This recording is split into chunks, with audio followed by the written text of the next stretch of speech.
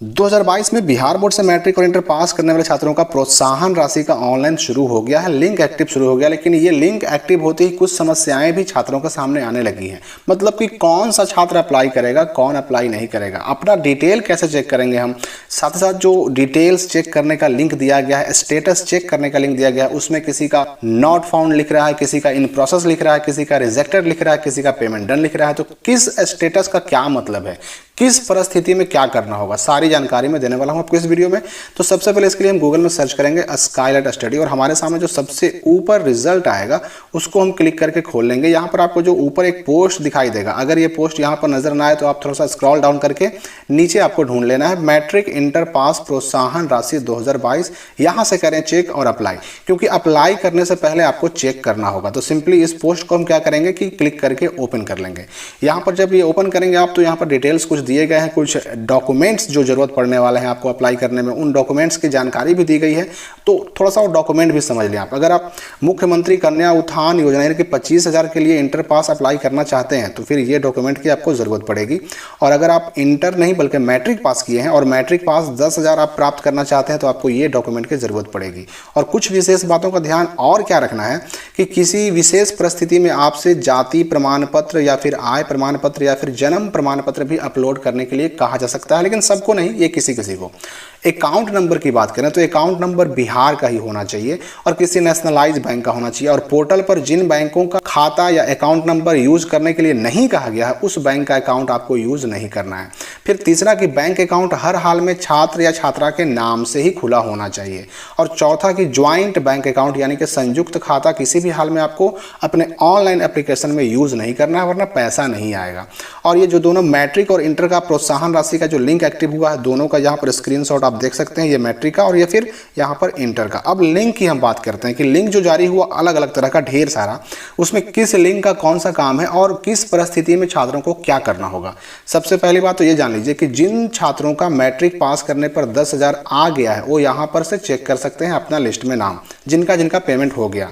और इंटर में भी उसी प्रकार जिनका 25,000 रुपये पेमेंट आ गया है वो लिस्ट में यहाँ से इस लिंक से चेक कर सकते हैं। और फिर मैट्रिक के लिए जो अप्लाई करने के लिए एलिजिबल है, यानी जिनका पैसा नहीं आया और अप्लाई करना चाहते हैं, तो अपना स्टेटस चेक कर सकते हैं यहाँ इस लिंक से मैट्रिक के छात्र, और इस लिंक से इंटर के छात्र चेक कर सकते हैं। और फिर जिनको अप्लाई करना है तो अप्लाई करने का भी डायरेक्ट लिंक यहाँ पर डाल दिया गया है। ये मैट्रिक का प्रोत्साहन राशि का लिंक हो गया अप्लाई करने का, और ये इंटर का प्रोत्साहन राशि यानी 25,000 का ये लिंक हो गया अप्लाई करने का। अब यहाँ पर सबसे लास्ट में जो दो लिंक आप देख रहे हैं ये दोनों बड़े महत्वपूर्ण है, क्योंकि ऑनलाइन अप्लाई करने से पहले आपको पहले अपना स्टेटस चेक कर लेना है कि आपका स्टेटस में क्या लिख के आ रहा है। बैंक रिजेक्टेड लिख के आ रहा है, या फिर इन प्रोसेस लिख के आ रहा है, या पेमेंट कंप्लीट लिख के आ रहा है, या फिर नॉट फाउंड लिख रहा है, और किसका क्या मतलब होगा। तो मैट्रिक हो तो इससे चेक करना होगा और इंटर हो तो इस लिंक से चेक करना होगा। तो सिंपली हम किसी एक लिंक को, चलिए हम इसको क्लिक करते हैं, आगे बढ़ते हैं। यहाँ पर जब ये पेज खुलेगा तो आपको यहाँ पर एक कॉलम दिखाई देगा रजिस्ट्रेशन नंबर। तो इंटर में है तो इंटर का रजिस्ट्रेशन नंबर जो आर से शुरू होता है, और अगर मैट्रिक स्टूडेंट है तो फिर अपने स्कूल कोड से जो रजिस्ट्रेशन नंबर शुरू होता है, पहले 5 अंक, उसके बाद फिर 5 अंक और फिर लास्ट में ईयर। तो उस तरह से आपको यहाँ पर डाल करके और सर्च पर क्लिक करके अपना स्टेटस चेक कर लेना है। यहाँ पर मैंने मैट्रिक के एक स्टूडेंट का यहाँ पर रजिस्ट्रेशन नंबर डाल करके चेक किया तो यहाँ पर लिख करके आ रहा है नो रिकॉर्ड फाउंड। इसका मतलब ये हुआ कि ये स्टूडेंट एलिजिबल नहीं है, यानी कि इसको प्रोत्साहन राशि नहीं मिलना है, 10,000 रुपया नहीं मिलना है। फिर मैंने एक और स्टूडेंट का चेक किया तो यहाँ पर उसका लिख करके आ रहा है इन प्रोसेस। तो इस स्टूडेंट को कुछ भी करने की जरूरत नहीं है, इसका पैसा अपने आप आ जाएगा।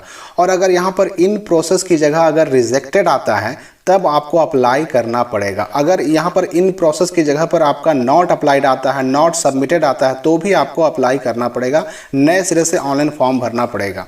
और अगर मान लेते हैं कि यहाँ पर नॉट फाउंड आता है, मतलब आप इस प्रोत्साहन राशि के लिए एलिजिबल नहीं है।